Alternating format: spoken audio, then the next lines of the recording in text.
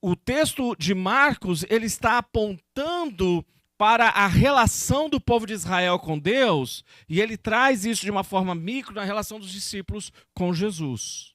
Esse é o grande paradigma que está sendo costurado aqui. Quando você olha para a história do povo de Israel, você vai ver que o povo de Israel vai viver nessa relação de amor e ódio com Deus, mesmo sendo o povo chamado o povo da aliança. Eles buscam a Deus e Deus vem a eles em socorro deles, e eles então vão construindo essas experiências comunitárias para se relembrar da fidelidade de Deus, da justiça de Deus, das leis de Deus, e à medida que eles vão trabalhando isso juntos, eles vão construindo alguma prosperidade, vão desenvolvendo poder, eles passam agora a confiar no seu poder, eles passam agora a confiar na sua riqueza, eles passam agora a confiar no seu conhecimento acumulado, e eles abandonam a Deus, e então eles vão passar por uma outra tempestade como povo, e aí eles começam a perceber que eles sozinhos não conseguem dar conta de toda a realidade. É exatamente isso que o texto está dizendo. O que o texto está dizendo é que você não dá conta de toda a sua história e de toda a sua realidade. Nós queremos manusear, tocar e poder descrever, fazer anatomia de toda a realidade da existência, mas nós não conseguimos, porque nós não somos criadores, nós somos seres criados.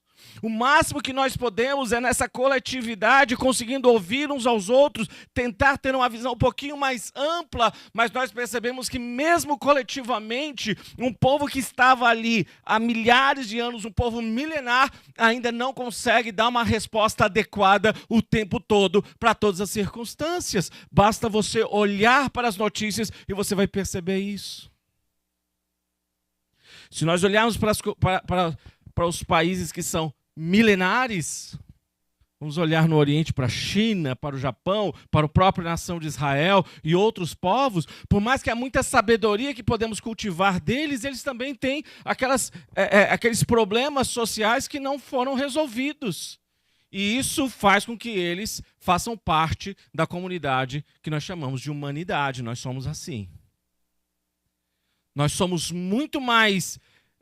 nós vivemos muito mais pelo processo de como nós lidamos com os problemas do que o quanto nós temos de soluções. Nós somos movidos por problemas ou por novas formas de enxergar problemas antigos ou de criar novos problemas. E é isso que nós vamos olhando aqui no texto, porque os discípulos também eram assim. Quando eles achavam que já tinham dado conta de tudo, eles são colocados dentro de uma circunstância que aqui para eles era moleza. Era uma situação tão tranquila que Jesus pode descer no porão do barco e ele pode dormir, porque eles dão conta. Até o momento que eles percebem que eles não dão. E aí a gente tem uma segunda questão que a gente olha nesse texto.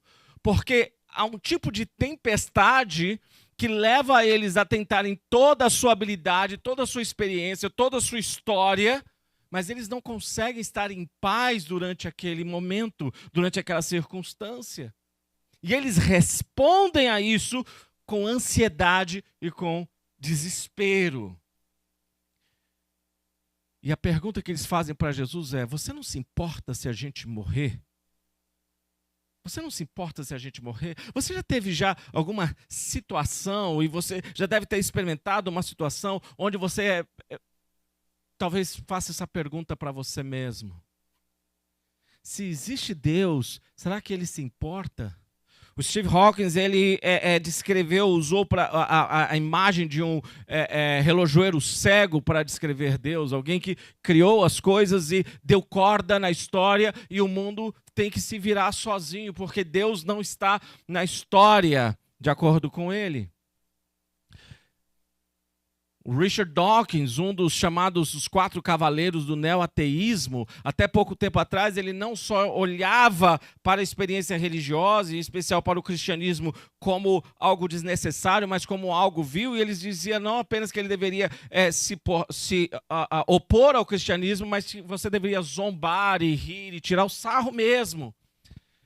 E isso, inclusive, foi a base, a fala do Richard Dawkins estimulou muitos comediantes, muitos artistas, para que pudessem olhar o cristianismo dessa forma. Hoje, alguns meses atrás, o Richard Dawkins deu uma entrevista dizendo: não, nós precisamos do cristianismo porque é a única coisa que pode manter a nossa civilização funcionando, apesar de eu ainda não crer no cristianismo, eu continuando sendo um ateu.